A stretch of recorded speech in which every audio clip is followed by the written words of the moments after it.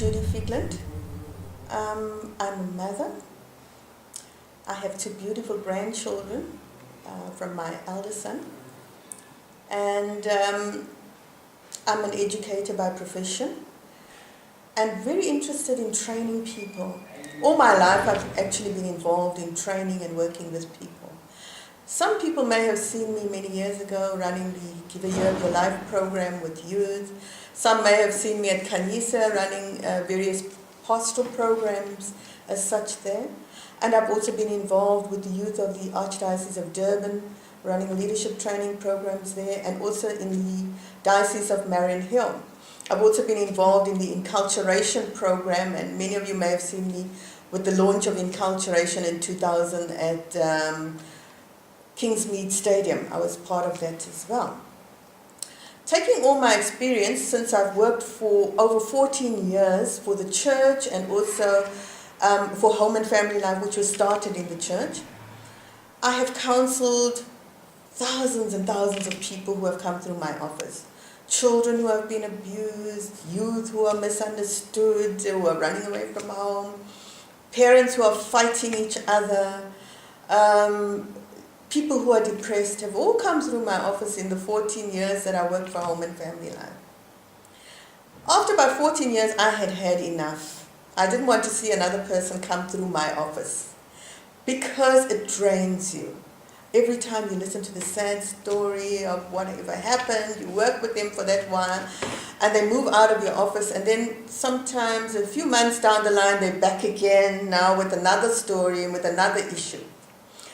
I looked at it and said to myself, what we need is that people need to learn tools for life, tools that will help them to cope with all the issues that they face with in life. There are those that came to my office and got help, but there are many out there who sit in their homes and they're miserable day after day, having to deal with an alcoholic husband or violence in the family or abuse of whatever kind, even the children experiencing this abuse.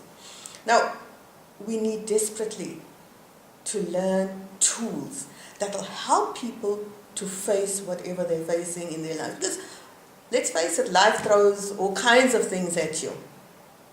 I doubt very much that there's a person who can say, my life has just gone smoothly and I've never had anything that has upset me ever happen in my life. I don't think you'd ever find such a person, Life throws all kinds of things at you, but whether you use that as stepping stones for success, or you turn that around and you start saying, yeah, life hit me with that, but what can I learn from that experience? What I've done in my book, Tools for the Soul, is that I've taken my experiences. I've had to deal with a husband who was alcoholic, who was in denial for many years, whom we've dragged along to rehabilitation, and he was there for about a year and then went back on the bottle again, who was unfaithful and decided eventually to move out, and also left me with a lot of debt as he moved out as well. So I've had to face all these challenges, and they're not extraordinary challenges. There are many, many people out there who are facing the same challenges. But because I have learned, when all these things have happened to me, I went on an inward journey. I started reading up every self-help book I could get my hands on, trying to learn, trying to find out, how do I deal with this? How do I deal with the pain? How do I deal with relationships that have gone bad? How do I deal with loneliness? How do I deal with debt that I couldn't handle? I read up a whole lot of things. I attended a number of different workshops. And then I started thinking to myself, as I sat in my parish and saw many people in similar positions as me, and I thought, hey, I'm smiling, and I've managed to get through this. But look at my fellow colleagues, my fellow friends in my parish, who are so miserable because of whatever's happening. And every time you meet them, they'll have a whole litany of he did this and that, and the children did this, that, and the next. And they're in this rut and they don't seem to get out of it. And I felt in writing Tools for the Soul, I could sit down and say, okay, there's my experiences. It's similar to yours.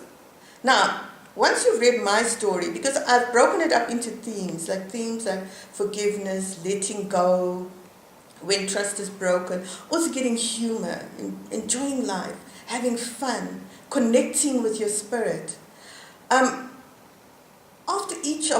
In each of these sections, I've actually shared my own personal story, and then I ask you as a reader to also reflect on your own life, so that you could also see, okay, how am I handling it? And the little ideas I may give in my story, you could use for yourself as well. At the back of the book, I've also got a page and a half of different ideas of what you can do to lift yourself out of that rut that so many people find themselves in. In addition to that, what I'm doing is that every last Saturday of the month, I'm running workshops on the themes. My first workshop is on the 30th of January, from 8:30 to 12:30 at Francis Fanner Center, and I'm taking the theme, letting go. We know how hard it is to let go, and there are various areas in our lives where we need to let go. Let go in terms of relationships, and maybe not wanting to forgive or whatever. Letting go in terms of, I can't cope with the fact that my body is now fat and ugly, yet I used to be nice and slim and beautiful. And I have to let go of that and be comfortable with who or what I am now.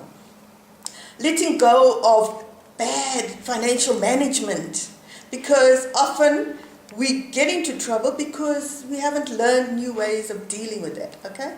So I invite you to join me on the workshops.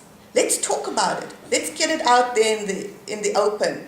Let's share ideas, because I believe when we get together as a group, there's a wealth of knowledge and experience within that room, besides myself.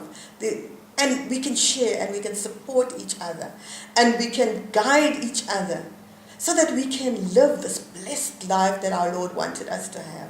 We are all called to be blessed. We are all called to this abundance of life. And I'm inviting you to join me on the workshop so that you can enjoy that abundance of life. Hoping to see you on our workshops. The first one is the 30th of January, Francis Fanner Center. So, thanks very much.